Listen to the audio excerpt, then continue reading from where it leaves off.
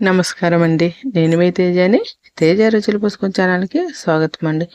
ఈరోజు మనం చాలా టేస్టీగా హెల్తీగా జొన్న పరోటాని చేసుకుందామండి. అవునండి, రెగ్యులర్గా చేసుకునే పరోటాల కంటే ఇలా వీక్లీ 2-3 సార్లు జొన్న పరోటాలు చేసుకుంటే భలే ఉంటుందండి. దానికోసం ముందుగా ఒక బౌల్ అనేది తీసుకోవాలి. అందులోకి ఒక చిన్న ఉల్లిపాయని చిన్నగా కట్ చేసి తీసుకున్నాను.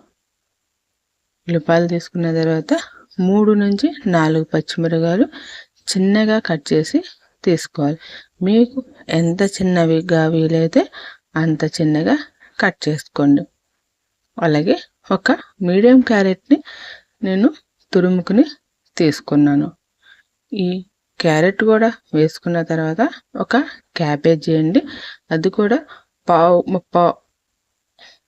ఒక పావు కప్పు క్యాబేజీ ఉంటుందండి, చిన్నగా తురుము తీసుకున్నాను.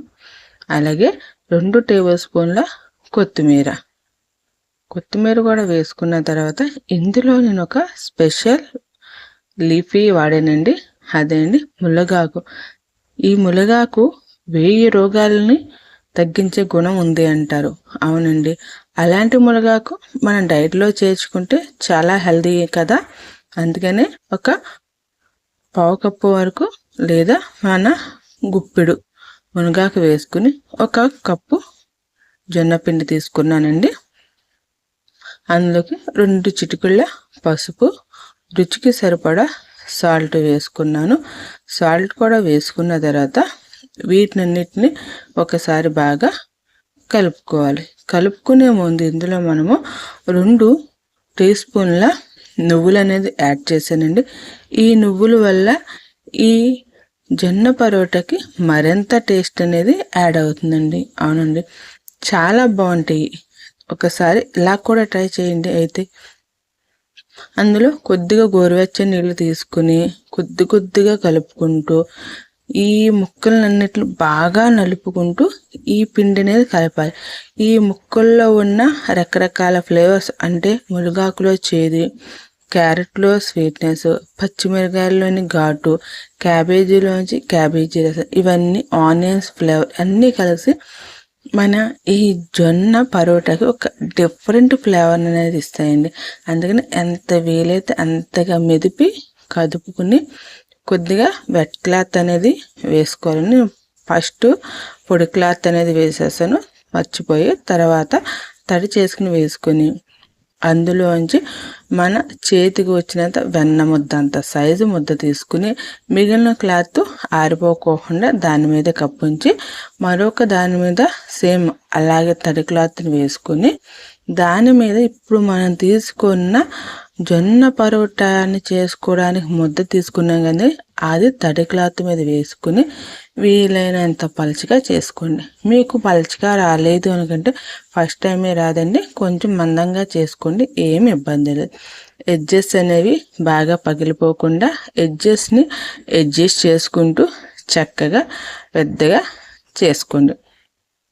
ఇలా చేసుకున్న జొన్న పరోటాని ఇలా ఓ పక్కన చేస్తున్నాగానే మరో పక్కన పొయ్యి మీద ఒక ప్యాన్ అనేది పెట్టుకోండి. అవునండి, మనము చక్కగా ఈ పరోటాకు వేయించుకోవడానికి ఒక ప్యాన్ అనేది పెట్టండి. ఇందులోకి చాలా తక్కువ ఆయిల్ అనేది వాడతాను. 1/2 స్పూన్ ఆయిల్ కూడా పట్టదండి, అంత హెల్తీగా వండుకుంటున్నాం. దీనికోసం అంతా చేసడం అయిపోయాక 2 పించెస్ నువ్వులు అనేది జల్లానండి. లోపల వేసినవి మగ్గుతాయి, ఈ పైన వేసినవి కాలుతాయి. ఈ పైన వేసిన వాటి వల్ల ఒక రకమైన కమ్మని నువ్వుల వాసన వస్తే భలే ఉంటుందండి తినేటప్పుడు. అలా పెనం కాలిందా లేదా చూసుకోవడం పైన కొద్దిగా నీళ్ళు జల్లాను. పెనం బాగా కాలింది. ఇప్పుడు ఇందాక మనం చేసుకున్న జొన్న పరోటా ఏదైంది దాన్ని క్లాత్తో సహా తీసుకుని పెనం మీద వేసేసుకోవాలండి. అంతేండి, ఈ ప్రాసెస్ని లో ఫ్లేమ్లో వేయించుకోండి. ఎందుకంటే లోపల ఉన్నాయన్నీ పచ్చి వెజిటేబుల్స్ కాబట్టి చక్కగా లో ఫ్లేమ్లో నిదానంగా కాగనండి. టైం పడుతుందండి, కానీ కొద్దిగా పేషెన్స్గా వెయిట్ చేస్తే మన కమ్మని టేస్టీ జొన్న పరోటా అనేది సిద్ధమండి. అలా ఒక పక్కన కాలిన తర్వాత మరో పక్కకి తిప్పుకోవాలి. చూసారా ఎంత కలర్ఫుల్గా ఉందండి. అలా రెండు వైపులు కాల్చుకుని తీసేసుకోవడం అండి. అంతే అండి, ఎంత సింపుల్గా చేసేసుకున్నాం చూసుకోండి. జొన్న పరోటా అనేది మనం తినే ఫుడ్లో ఎన్ని కలర్ఫుల్ వెజిటేబుల్స్ యాడ్ చేసుకుంటే మనం అంత ఆరోగ్యంగా ఉంటామంటండి. చూసారా చూడ్డానికి ఎంత కలర్ఫుల్గా ఉందంటే, అంత కలర్ఫుల్ వెజ్జెస్ తింటే మన ఆరోగ్యం ఇంకెంత ఆరోగ్యంగా ఉంటుంది. సో ఒక్కసారి ఈ పరోటాలని ట్రై చేసి వేడివేడిగా ఇలా తిన్నా బాగా కాస్త చల్లారేలాక పెరుగులో ఇలా డిప్ చేసుకుని పీస్ అనేది తింటే ఉంటుందండి. ఆహా అద్భుత అలా ఉంటుందండి. ఒక్కసారి మీరు ట్రై చేసి ఈ రెసిపీ ఎలా ఉందో